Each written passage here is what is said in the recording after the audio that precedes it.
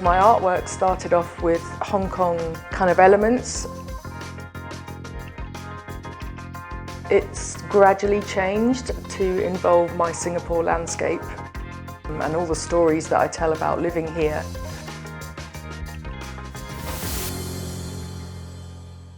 My name's Louise Hill, and I'm from London, born and bred. And I spent most of my career as a packaging designer till we moved to Shanghai and then to Hong Kong. And then in 2014, we moved to Singapore, and we've been here nearly 9 years. I've lived in a shop house on Koon Seng Road, and I've lived in black and white houses. And all of these, and the street life and the architecture and all the colour around me of Singapore life, I like to reflect in my artwork.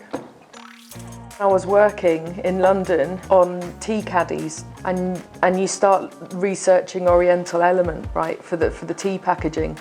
And that's when I first started falling in love with Chinese design and pattern.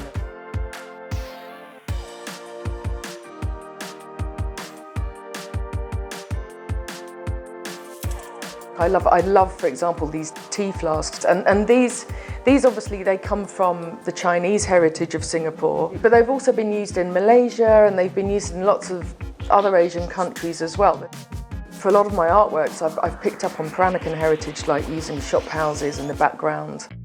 You know, I'll take my influences from either objects or architecture or textiles, and I'll mix them all in to create that melting pot of Singaporean culture. The way I design my artwork is quite a complex process, but basically it involves a photographic process of taking photographs of elements of architecture, of textiles, objects that I collect, and adding them all into a digital file.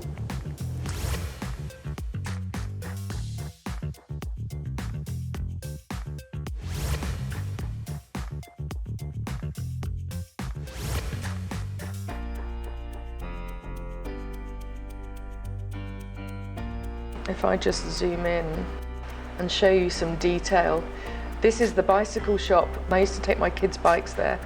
These little bird cages I've added in, the little letter boxes, the little drinks machine came actually from a different street, and I cut out all of these images and make hundreds of layers and add them all in. I added a security notice where all your activities will be monitored by video camera.